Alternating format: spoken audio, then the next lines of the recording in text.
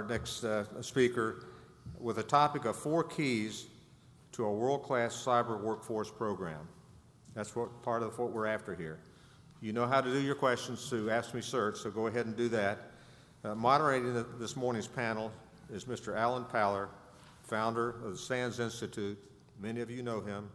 He is a professional, and his cybersecurity organization provides training throughout the U.S. and beyond. He has more than 41,000 cybersecurity technologies sessions each year.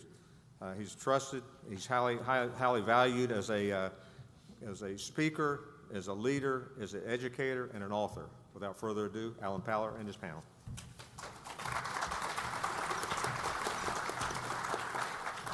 I always think audiences shouldn't be asked to clap for a speaker, because then if the speaker does a really crappy job, it's hard to take it back at the end. So I've got to live up to this. This is a fun panel. I want to just define the challenge.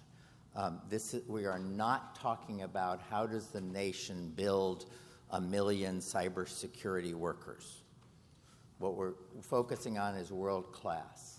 What we're focusing on here is how does it build the people who can protect this nation against the tens of thousands of very high-end people that Russia and China are putting out. So this is not about how do we make everybody can be a cybersecurity person. This is about how do you get the war fighters, how do you get the people who are at the pointy end of the spear.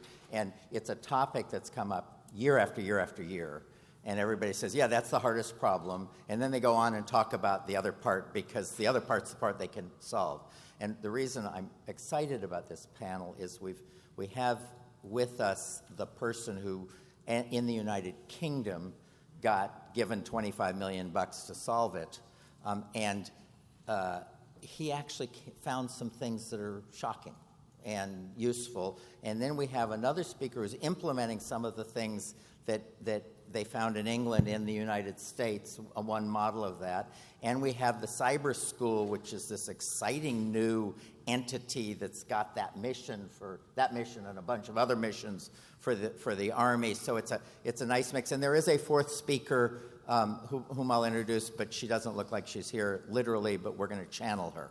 So with that, let me introduce James. So James Line is widely known in the security industry. He's the go-to guy in the United Kingdom on every very hard problem. He was the chief technology officer for Sophos, which is the largest antivirus company in the world. Their stuff is in everything.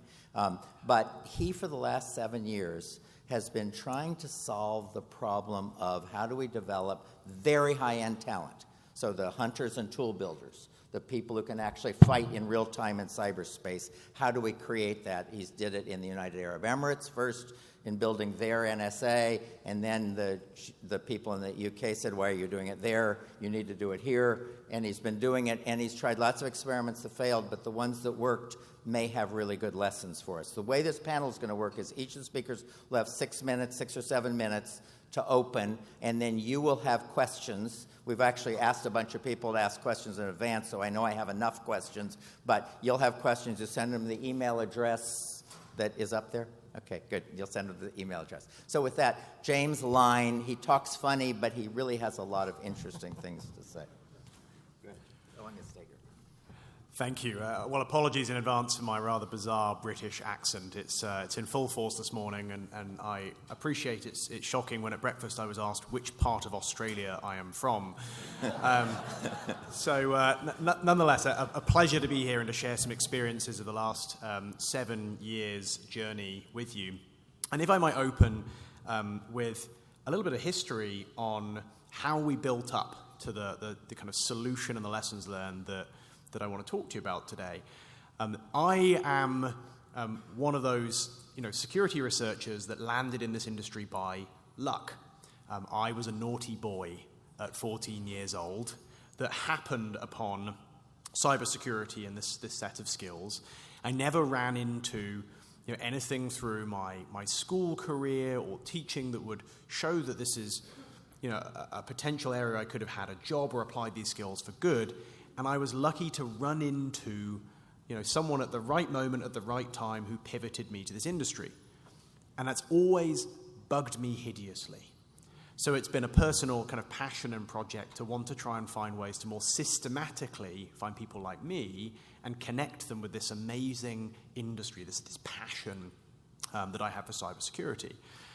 So kind of 6 or 7 years ago, we were talking to a couple of different countries, government organizations, about the challenge of finding these future rock stars and nurturing them. And they had variations of programs, but they largely looked like one of the following two things. The first one was during the summer, when schools were out, they would start a camp, and they'd bring in students, somewhat against their volition, and then they would lecture at them forcefully with incredibly knowledgeable professors. They'd tell them about TCP/IP and the 9th byte offset and why that was interesting, riveting stuff. And to their surprises, the interest level at the end of the sessions was waning from 14 or 15-year-olds. The other program design was to teach lots of teachers how to go out there and advocate the cybersecurity profession, only to find that some of the hobbyist kids that were already potentially really good would disengage in the session explaining how to use a mouse. And these two challenges led to systematic failure of program after program after program to find and encourage these young folks. So as Alan alluded to, we were given the opportunity in a public-private partnership program to try something a bit different. And we started up an extracurricular program launched across the UK, designed to show people how fun cybersecurity is using the principles of gamification. And at the core of this program, a piece of technology called CyberStart that takes the things that we all do as security researchers day to day and boils them back to a fun set of problem-solving puzzles wrapped in a narrative where the player gets to associate with a role as a member of the cyber protection agency, where they thwart online criminal gangs using their cyber skills. We used all the principles that apply to modern gaming to make it addictive, to award badges and reward them over time. Now, that was the foundings of the program. We very quickly discovered that we had to add a lot more content. The goals for the program over the course of 4 years of funding was to find a little over 4,000 people, and we got 27,000 in year one. Great problem to have, but a slight panic. So we expanded the content, working with government, all the way up to now incredibly challenging content, hyper-realistic networks and environments where people are trying their hand at the very skills we'd want them to use in the workplace. Now, the result of this program and this model of engagement, it being extracurricular and fun, the style of delivery, is that the most passionate and high aptitude amongst those who are trying this program spend tens to hundreds of hours per year. We've had a community develop where they're running their own chat server with over 2,000 members who log in on a daily basis to try and solve the latest challenges that we put out. When we released the latest group of content at 1 a.m, at 2 minutes past 1, 70 of the students from the elite group, the top of the pyramid I'll describe more momentarily, logged in to start working on the challenges and worked through to breakfast. We created a community of wonderful addicts.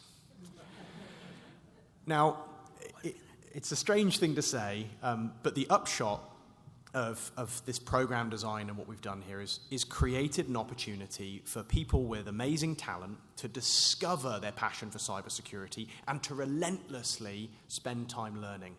It exposes the people that want to create that 10,000 hours of mastery that connect this wonderful hobby. And never a truer thing kind of used to demonstrate the value of a program than 2 weeks ago, talking to a student from this program who told me 2 years ago they weren't even studying computing. They've just landed a junior role as a security researcher at a malware analysis firm as a result of this program, and they never even knew that they had the aptitude to succeed. Lots more I could say, but a primer hopefully for the discussion to come. I'm hoping he raised questions that you're going to be emailing saying, how do you do that? What do you do that? Rather than give you the whole thing, we'll give you a reason to ask questions. Our second speaker, the fun job I do, the real fun job I do is I find people who have made extraordinary progress in cybersecurity and get them money and figure out how to tell everybody else what they did. It's what I do for a living, is find people like James. One of the things we did a couple years ago when we heard from the guys in the White House about this program was to try to bring it into the United States. We tried a test with 7 governors, and it was boys and girls. And we found out that the girls don't like playing with the boys, not because they're worried about losing, by the way. It has much more to do with they don't like the way the boys play when they play together. For the last 2 years, we've been doing a thing, I think 27 governors personally announced, including Governor Kemp, announced a program for all the high school kids in Georgia, all the high schools in Georgia. The girls get to play first, the game that he's talking about, and if they do a little bit well, they win it for the boys. So the boys get to play too, but the girls take the lead. It's called Girls Go Cyberstart. And when we had 16 states the year before, and then last year we came to Georgia and we met this person named Eric Toller, who had run the NSA program here in Georgia, and he's been a pioneer in cyberspace operations for the Army. He served in key positions at NSA, Pentagon, Army Cyber Command, and U.S. Cyber Command, but he was always doing such secret stuff you never could get him out to talk. And then the governor named him the head of the Georgia Cyber Center.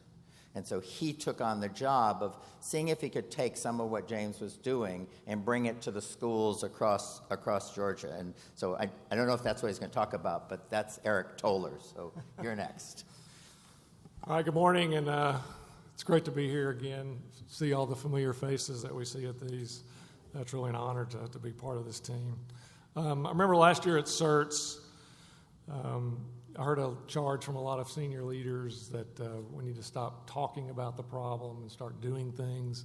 Seemed to be the common theme, so I kind of explained what the state of Georgia was doing and putting our money where our mouth is and investing $106 million in cash for the Georgia Cyber Center. So just wanted to give a quick update on that, where we're creating, you hear the term ecosystem of government, academia, and private industry, where it's kind of like having a CERTS event every day at the center. So just for a quick update, we were 6 months old there, now we're a year and a half into this. One of our partners, Defense Digital Service, held their ribbon cutting this past year, hosted the Defense and Innovation Board, and solved a technical problem that was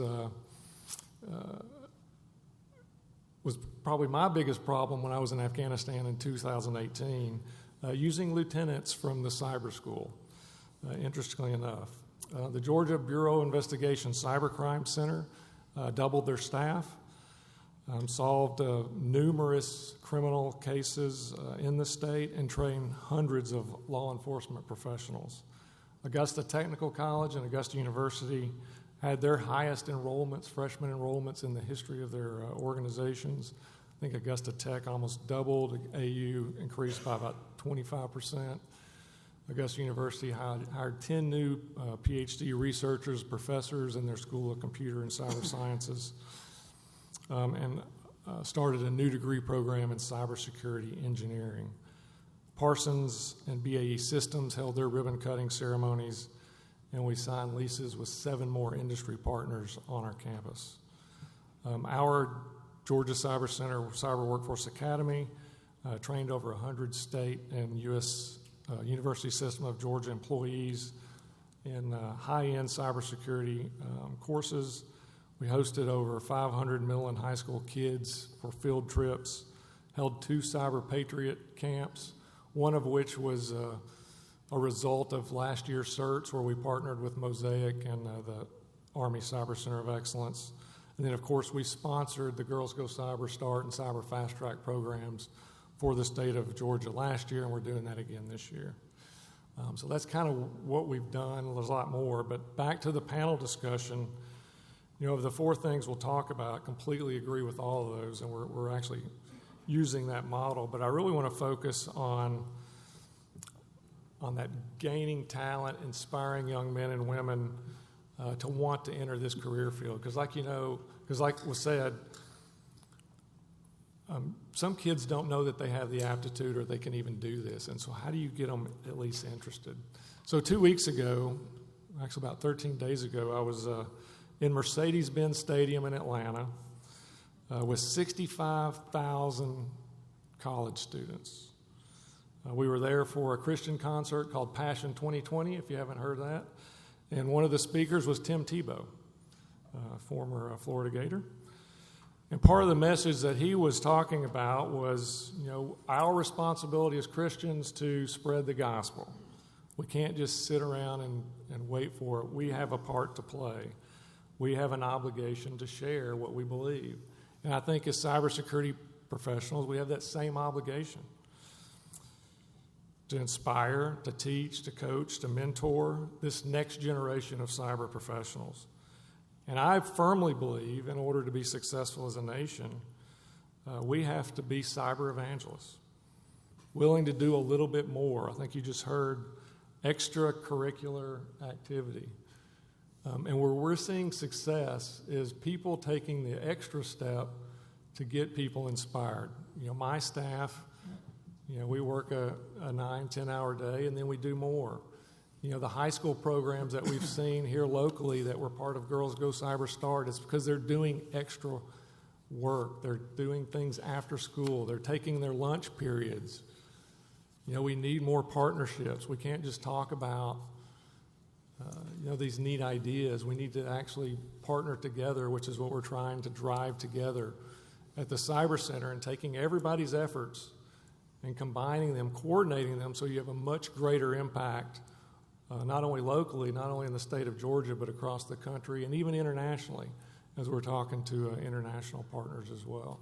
So I would submit that maybe next year we all come back and explain what each of us did to be cyber evangelists and to spread the gospel of how important this is to our nation, and finding those cyber experts that we need to compete with China and Russia and Iran and North Korea in the future. Wonderful. Before we go on to David, you had an award ceremony last night, which was really wonderful, where you recognized some of the college teachers and some of the high school teachers. And a couple of the high schools had done just really wonderful work. I don't know the names of high schools, but we just take 1 minute and talk about what those two high schools did and what they learned when they implemented the program that you caused to happen? Yeah, absolutely. So one was here locally, Evans High School. They actually started a cybersecurity pathway back in 2016, so they were kind of ahead of the power curve there. But last year, they really took the Girls Go Cyber Start program to catapult their program significantly. And what the teacher did was he actually got a small group of young ladies, got them interested, and then they actually went out and recruited more young ladies. And so for the state of Georgia, they actually had the highest recruitment rate in the state for the program, and they ended up third in the actual competition. So again, that's one teacher that really embraced this program. The other teacher, again, doesn't even have a background in cybersecurity. Her background was in as a research librarian, but she has this now passion for computer science and cyber. And so what she did, and this was at the Augusta Preparatory Day School, a private school in the area, again, she went out and recruited 15 young ladies, 14 of which had zero experience in coding or any type of computer science or cybersecurity. But through this game that they played, they got interested. And what she did as a school is she started promoting this almost like a sports team. So as they started to gain success, and they did, they actually came in second in the Girls Go Cyber Start program competition last year. But they also competed in other events. And so they were promoted at pep rallies. They partnered with a private industry partner who gave them T-shirts, and they were handed out at a school function. They were promoted on social media. And so within a year, her computer science program, they quadrupled the number of students that were in that program. But again, this one individual the impact that you can make is phenomenal, and what she's done outside of just a routine job to promote this was really inspiring. Nice, thank you. Our third speaker is the Deputy Commandant of the Cyber School here, which is extraordinarily innovative. It's small, getting bigger. It's this little place with this huge mission. David Haines has 28 years of active service. He's currently Assistant Commander at the Cyber School at the Cyber Center of Excellence, the Army. But he's also the Senior Army Electronic Warfare Officer in active duty. So when you read the stories about the U.S. using cyber methodologies in Afghanistan and other places around the world, Iraq, that's he. And he's the sort of image of one of the keys that we've learned is that you can't really teach this stuff unless you do it. You can't really know what people need to know unless you've done it. But they're doing wonderful stuff. So David Haines, Colonel David Haines, Assistant Commander at the Cyber School. Thank you for the invite, Alan, and I appreciate the audience and also my fellow panelists sitting up here. We've got a little time to talk before coming up here. A little bit of background on me. I came in as a field artillery officer, so much like my commanding general came in a different MOS. I transferred to electronic warfare about 10 years ago. So I've done electronic warfare and deployment and operations in Iraq and Afghanistan. Recently, over the past 2-3 years, electronic warfare and cyber within the Army have joined together for good reasons. Over past operations, I've implemented offensive cyber capabilities within Iraq and Afghanistan. So coming to the cyber school within the CCOE at Fort Gordon, it's been very exciting for me because now I can bring in the operational side of what we're doing as we train our young soldiers, female and male, coming into the service. One of the things I wanted to, Alan asked me is about, hey, your boss is sitting out here, any concerns about that? I said, no concerns at all. He'll correct me on anything I get wrong. In all reality, there's probably 2 or 3 boss levels out there listening, which is all good. What I want to get across to everyone is our mission statement at the Cyber School. The Cyber School acquires America's most talented and innovative citizens and develops them into the world's most lethal, professional, ethical, and technical competent cyber warfare and electronic warfare workforce. That's the mission of the Cyber School at the United States Army. We've got 2 lines of efforts that everything is being looked at really for right now at CERTS. The first line of effort is build and shape the core of the United States Army Cyber Force. And the other line of effort is educate and train the total force. And it's all about educating the force as we bring them in. Thank you. That's all you can do. We'll have lots of questions for you then, okay? There's a 4th speaker who you saw on the calendar. Her husband is in the hospital. She's got her priorities right. She's with him. But she is somebody I've known for 30 years, and she said, can you just channel two ideas? So right now I am Michelle Gail. I am not, because she's a 6th-degree black belt in Taekwondo, so I am definitely not Michelle Gail. But she was the one who built the cybersecurity program at NASA back in the 90s, and then she went to Cisco to create their cybersecurity program. And what she's known best for is she's the best person that we have in the country in those days for finding talent. I mean, she found the guys who created Satan. She found the guys who created I forgot the other ones, but lots of the most famous software she found. I met John Stewart, who was on the NSA oversight board and all that. I met him when he was a long-haired kid that she said, hey, John's going to be able to teach for you one day when I get him ready. So this is a woman who actually has a clue on how you find talent and develop it.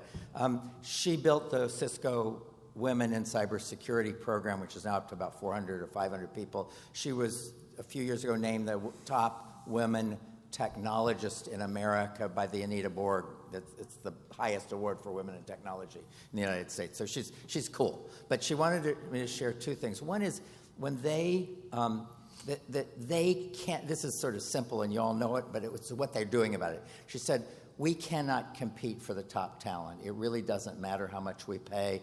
Somebody's always going to pay more. The only solution to this problem is pipeline. Now, we want pipeline to be women and men. She knows, as I do, that the two top DoD cyber intrusion analysts that we've ever known were both Vicky and Judy. So the fact that we have so few women in intrusion detection is just criminal.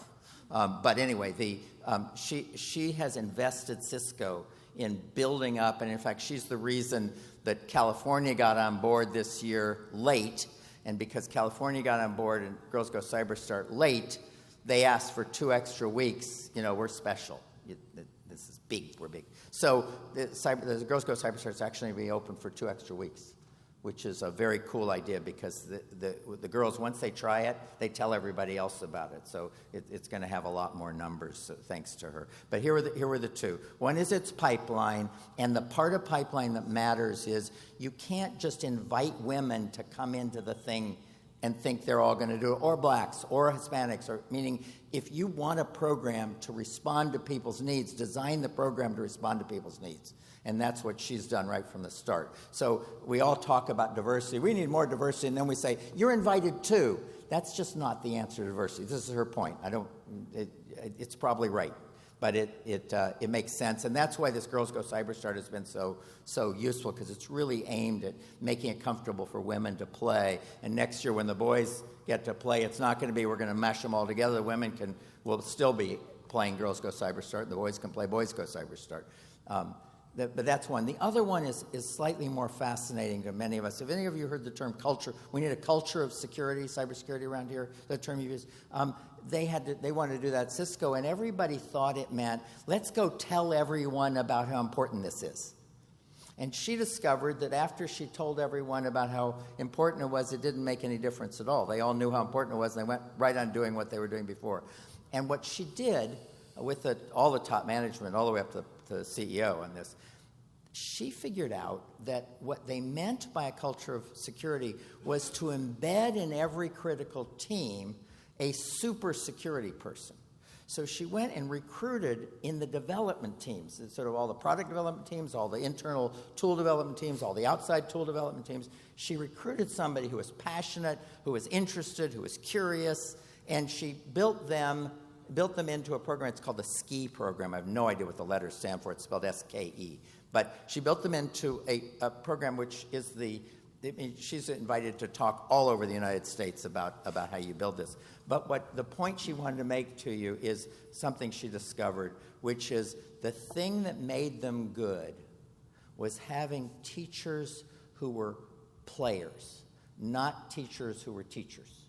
The thing that allowed those people to get the confidence and the competence was that the teaching was all real-world scenarios. Whenever they dropped back to your TCP/IP stuff, they lost all the good ones. They kept all the bad students.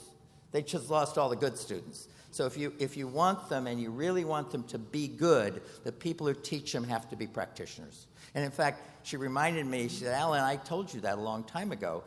When we started SANS, she was the one who went and found our first teachers.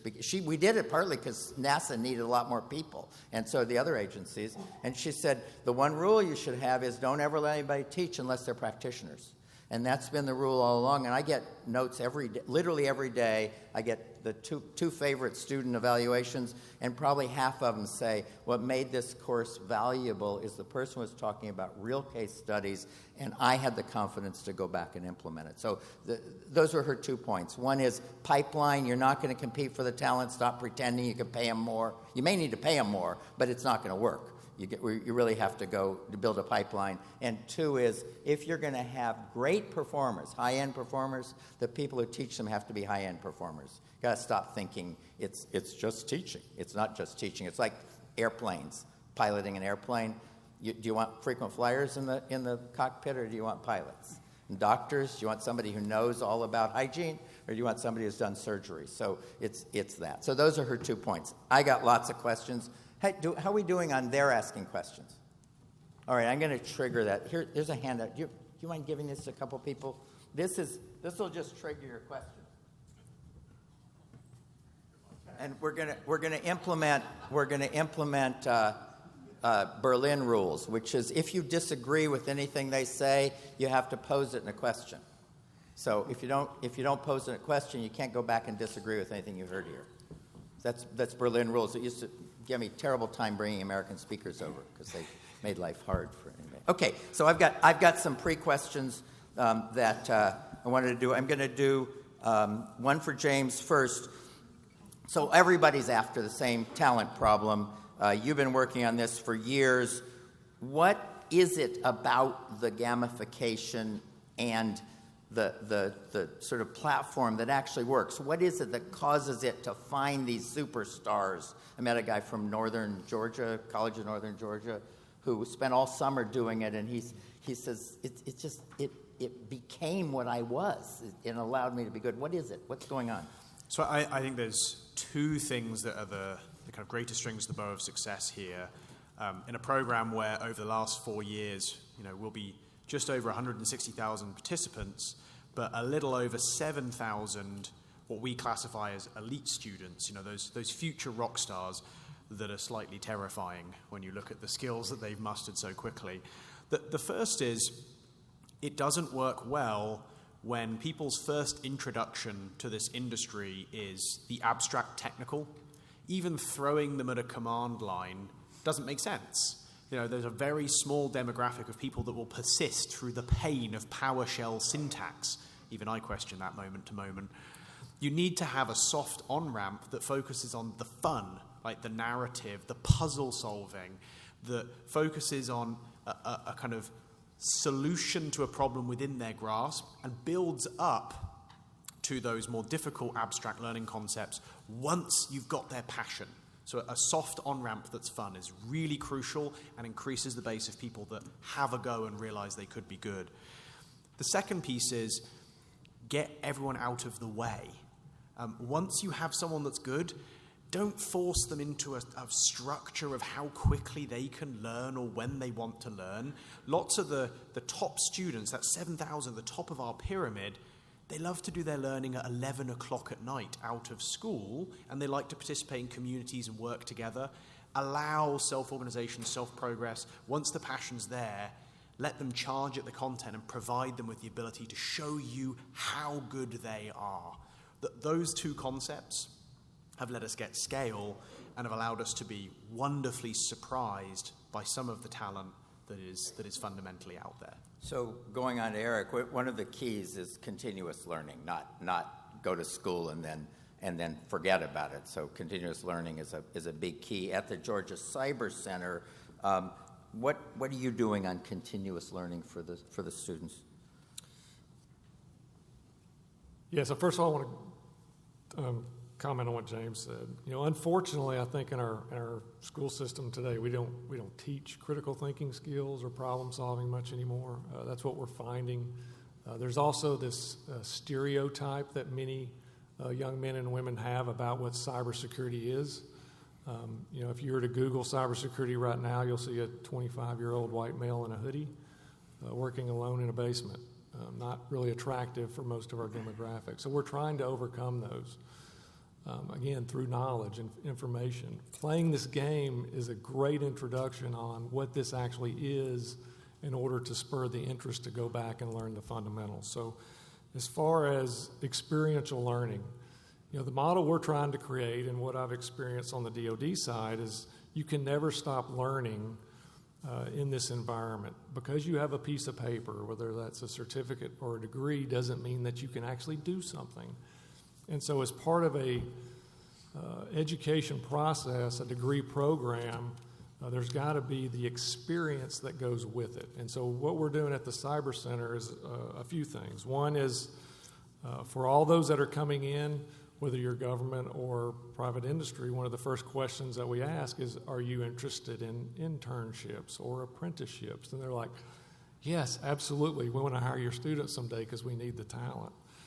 And so how cool is it to be able to go to class and then walk up or down a floor or across the courtyard and do your internship right there on site? The other thing we're building is a security operations center for the university. So again, a class offering in the future will be to be learn to be a Tier 1 analyst in a security operations center so that you get not only the college credit, but you get a certificate for that. And then a cyber range. We want to create not only people use the range, but create people that can actually operate the range. So there's a huge gap in OpenStack engineers out there that we're finding because we're trying to hire some. So we want to be able to create our own in the future. And then the last thing is on innovation. So our 2 lines of effort at the Cyber Center are training and education and innovation. So forming these teams, just like Defense Digital Services, and using, essentially students that are in the Cyber Center of Excellence to solve technical problems, we want to be able to use college students and faculty and service members and others so that people can come in with their technical problems and we can form teams to solve those. So that's the kind of experiential learning that should go on throughout your 2 or 4-year degree program while you're on campus. That's cool. David, the cyber school has some really innovative ways of doing things. One of them is how you keep your courses up to date. The instruction, how you don't want a course that is old and it's out of date. How do how do the teachers make sure the courses are kept up to date? And before I answer that question, everyone, even James and Eric, have been saying that some of the stuff that the cyber school is doing also is, it's problem-based learning is how we're getting and training. Minimize the PowerPoint slides out there and get them on the keyboards and keystrokes. Targeted competencies and outcomes-based type training. And how we further go on within the Army Cyber School is with our program of instructions, our POIs that have to be produced and that our instructors follow to teach the students. Those POIs are put onto a database. And then within that database, the students have access to that, and they maintain access to that after they leave the schoolhouse. So once they go out into the operational field, and they see something that needs to be modified within that program of instruction, something new that's happened within the cyber community that would make the instruction more beneficial, or some realistic event to put in there, they can reach back into that POI and add that update as a suggestion. And then the education director looks at it and approves it or does not approve it. So throughout the year, the program of instruction is continuously updated. It's just not static. It's improved as things change. You also have a really innovative way of dealing with the whole advanced skills gap, right? Something that most schools don't have, that filling actual skills gap at the top. Yeah, You've got, there's critical skill gaps that we know within the Army that we don't have. And we know that from the operational force. Either our cyber or the CPTs will reach back and say, we need this critical skill. It might take 5 to 10 years or 4 years for the cyber school to build a individual with that. So what we have is direct commissioning. In about fiscal year 2017, we were authorized to do a pilot. Much like the Army brings in lawyers or brings in doctors and direct commissioning capability. And since about 2017, late 2017, we've had over 700 applicants submit applications. To date, of those applicants, we had a total of 9 appointed. And we've still got about 10 being looked at right now. This month, in January 2020, we've had our first appointment into the United States Army Reserve from direct commission. We might bring them in as a captain, as a major, but they're filling those critical skill gaps that are identified by the operational force. And these are just normal citizens that have that niche skill that's needed within the cyber community, and we can bring them in as direct commission. cool. James, coming back to you for a second. I want to go away from the kids for a minute, because you took on that $1 million challenge that they had, where they said, who can take 50 people who've never worked in cybersecurity? There was a nice conference. You had a nice speaker. There was a nice conference where the president of AFCEA gave a speech about this thing, which is where I heard about it.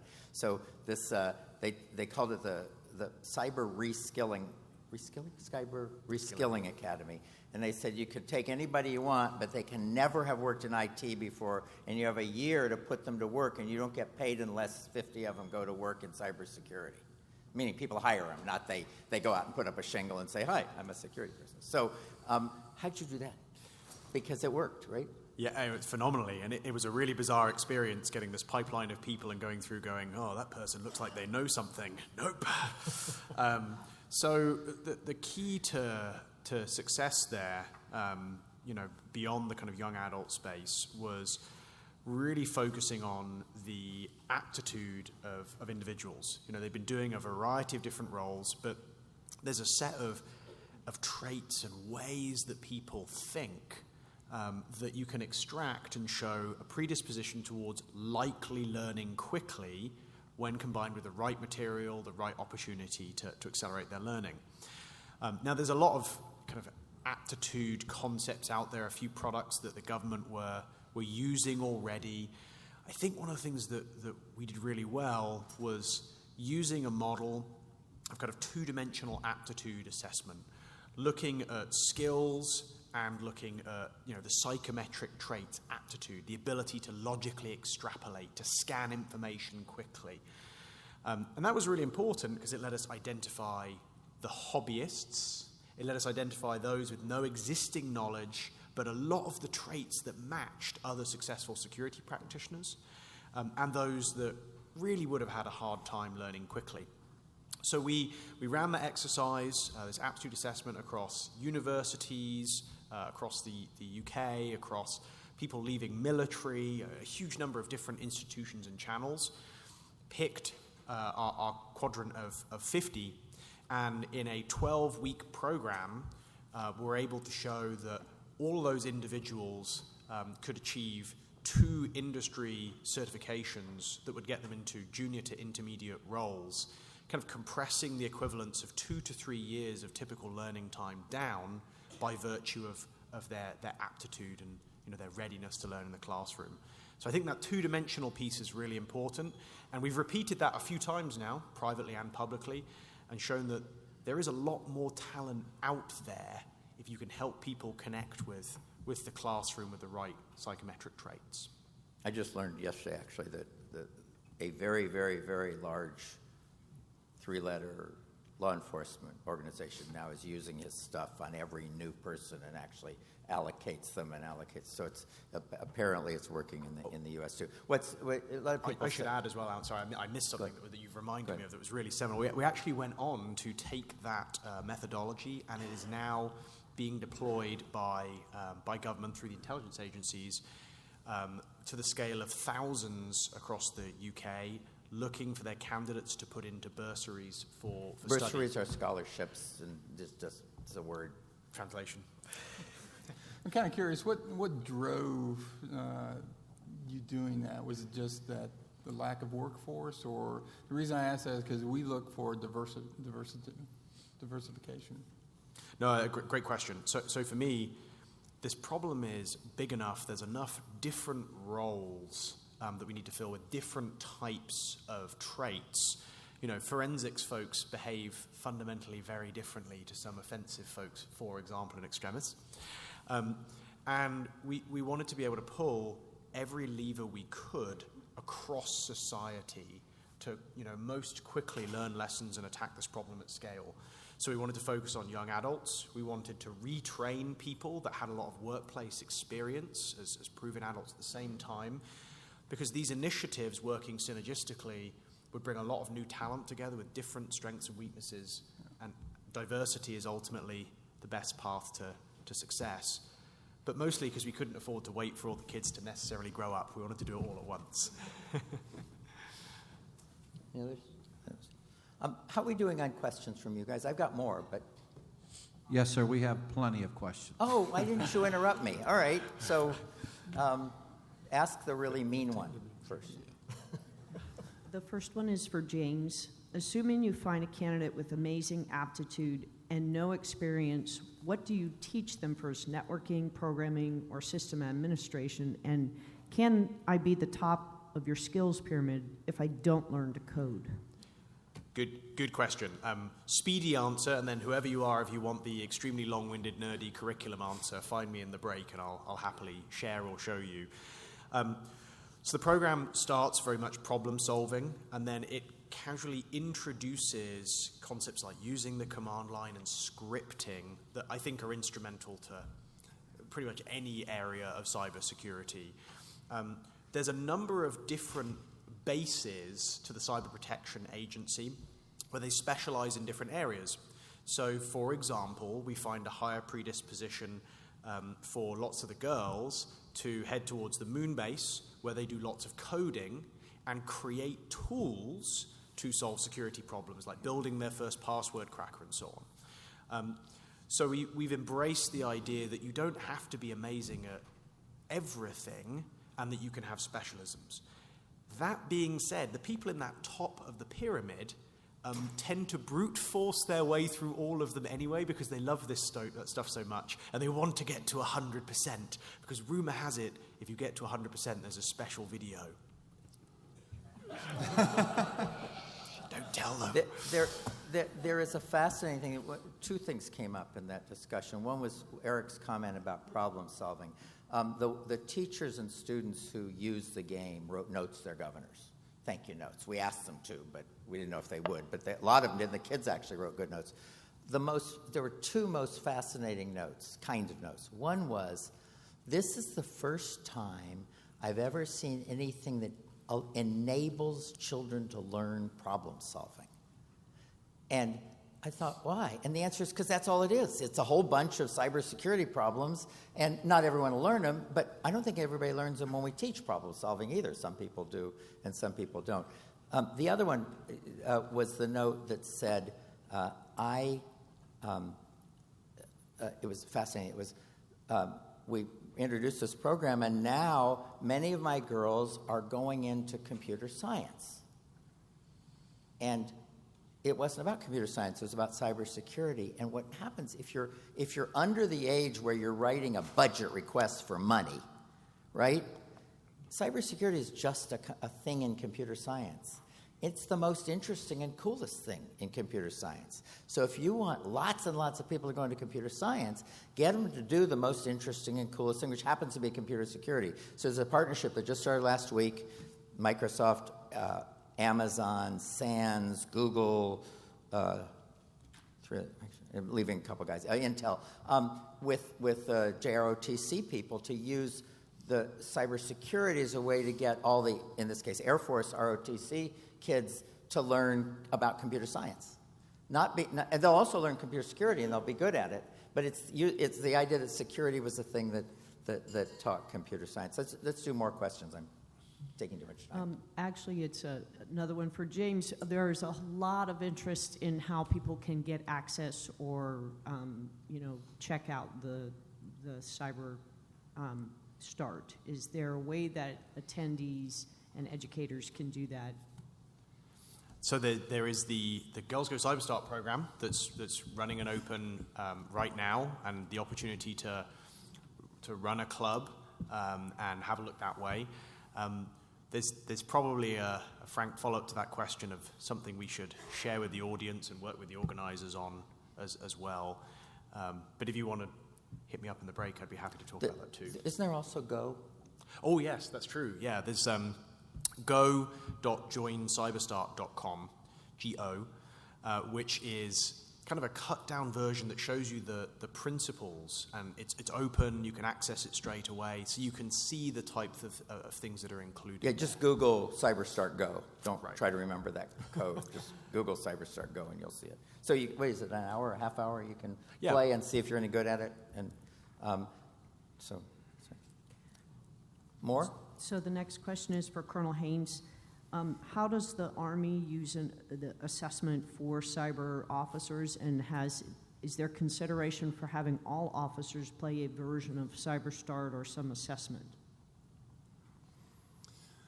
I'm going to take that question as assessment of the direct commissioning probably coming in. Who asked the question? No one wants to own up. I'll just take that as the direct commission officers that we bring in the direct commission program.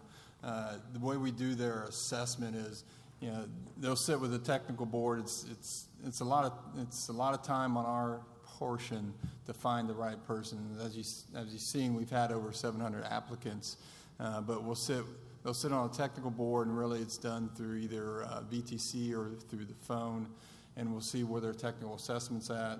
We'll look at their credentialing from either academia or training they've taken, and we'll take that in consideration. They'll also come to Fort Gordon, and they'll sit on a leadership board where they'll go through some leadership questions. And then after we've done those assessments, there's some math that we use to just compare it across on where they would come in as a captain, a major, for time and service. Cool. I want to ask each of you in the opposite order, so starting with Colonel Haines and then Eric and then James, to close out with a 1-minute kind of what's the one lesson you could take away from this that you could put to work.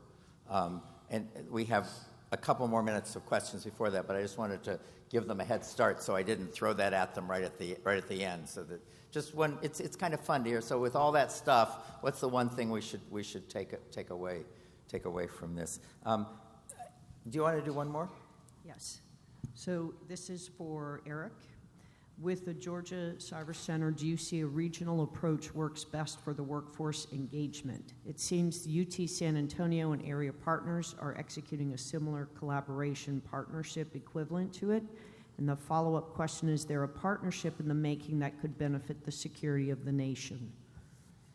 Yeah, it's a great question. We've actually had University of Texas San Antonio come and visit us with some of their staff and professors. UMBC's here. Actually, from a intelligence community perspective, the agency is actually trying to drive together Maryland and Georgia and Texas because of the locations of the NSA facilities and the cyber concentrations both in Texas and Georgia. And absolutely, that's, our whole goal is to be a model for others. That every state in the country will do something similar. Not everybody's blessed with a Fort Gordon in their backyard or a Savannah River National Lab, but they do have some government. They certainly have academic institutions and private industry. So ideally, you could partner across the country in every state with every center, whatever that looks like, from what we're doing to fusion centers, information sharing. That's another one of our tasks that we're going to probably add this year, but it has to be beyond Augusta. It has to be beyond Georgia. It has to be across the country. And we're looking at those partnerships. I mean, we've had, I think, 25 states come and visit us and about 19 different countries come and visit us. So it is about collaboration both nationally and internationally. I just want to throw one thing in before we do the 3 minutes. Part of the reason that the timing for this conference was so great is this is the period when the national program to find cyber talent is just kicking off. It started on Monday, the Girls Go Cyber Start program, and it's going to be open now for 4 weeks instead of just the 2.5 weeks that were expected. One of the hopes is that you will, wherever you are, because although 27 governors announced it's open to every high school in every state, that you will call the teacher at your high school and say, do you know about this? Just search girlsgocyberstart.org and get them to say it, and maybe go out and do a little visit about how cool jobs are in this field. The key number, the reason I'm bringing it up is the key number, you heard it from James, you hear it from almost everybody in this field, is somewhere between 1% and 7% of people are the people we're searching for that very high-end job. And that's 1% to 7% of the people in cybersecurity, too. This idea that, no, the guys in cybersecurity are all good, it's just wrong. They don't seem to have any higher percentage of these superstars as art school does. And it's problem solving and it's puzzles, it's not math and STEM stuff. So if you think about those numbers and you think about the United States, the last number we really know is we need something like 60,000 of those really high-end people. And if you decide that that number is right, and I think it is, because you have to protect a whole lot of stuff, in addition to all the weapon systems, in addition to all the power systems, got a lot of other stuff that are going to get attacked that in the next war. And you can't do it by doing the things we teach in the sort of standard everyday defense things. It just doesn't work anymore. So if you're going to get high-end people and you need 60,000, if you divide 60,000 by 0.03, what do you get? 2 million kids. So somehow between now and the next couple of years, we've got to find a way for 2 million American kids and adults to find out if they're good at this thing, if they're one of the people who can be made into it. And they can be adults who are 55 years old, like one of your people was, and come across. They can be a high school kid who's got a passion. But the point is we need 2 million of them. We're right now in the 20, 30, 40,000. It's a long way from 20,000 to 2 million, and you could make a difference in that. So that's a and if you're in Georgia, sort of go talk to Eric's people and say, what can I do to help? Can you do something with my high school? Or if you're in elsewhere in Georgia, that's great. If you're in other states, just send an email to me, apaller@sans.org, and I'll introduce you to your state coordinator, because it ain't going to happen. And you will never do anything. Historically, there may be something in the future. You'll never do anything that gives you more smiles in cybersecurity than this one. When you watch those kids, when you saw them last night, it's hard to find anything that's a better thing to do than to let a kid find his talent or her talent and excel at it. It's just a treat. Okay, with that, let's go back. Colonel Haines, last sort of, what do you want the audience to take away from this briefing, and then Eric, and then James? In hearing our answers and hearing our openings, came relevant that, terminology is very important how we use it. And we're all kind of saying the same terminology, especially as we talk training strategy, as we're working forward for the workforce. The couple things I'd walk away from with this, as we look at the Department of Defense and the cyber workforce as we go forward, our main mission is to inform and dominate cyberspace. And really appreciate everything that's being discussed within the certs and being discussed among this workforce as we look at the training strategy and how do we bring more citizens or more young adults into this environment in order to help us dominate cyberspace.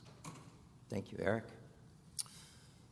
Yeah, so of the 4 keys, we kind of talked about finding the talent, understanding the fundamentals, and hands-on continuous learning. I want to really focus on the differentiating talent or talent management. And again, this is based on experience in the Army and standing up what was called the Army's Network Warfare Battalion, which is now really 2 brigades in the Army, the 780th MI Brigade and Cyber Protection Brigade, as we seeded those organizations with our own talent. But in addition to getting people into an organization, you've got to manage within. And so out of all those work roles that we saw in that nice framework, somebody can fit into one of those. It doesn't mean that that's where they stay, though. And so as you continually to assess and continually to train as you work people up that ladder of expertise. For us, it was the interactive on-net operator, our nation-state hackers, and our tool developers. Those were the 2 high-end work roles or skill sets. We wanted everybody to be that, all automatically and do that right away. It just didn't work that way. So we had to put them in other positions and then continue to train them up that ladder. And eventually they got there, many of them, and some didn't. Some had different passions and wanted to do different work roles as far as being an analyst, et cetera. But you've got to manage their training with their passion. And if you can do that, you'll be successful. Cool. And James, you don't get a full minute because we're keeping a general waiting. Sorry. Hyper brevity. Our adversaries are not pulling any punches. They're generating these talent pipelines systematically in ways that would be culturally inconsistent with us. When you challenge the status quo of how you do these things, we found tools and processes that work, that let people connect with their passion and show how great they are and can scale. Let's do what we can to go find the talent that is out there provably, so that we have the right future capabilities to secure all of our technology. And I hope we can do that in the US to an even greater scale than the UK. Thank you. Let's get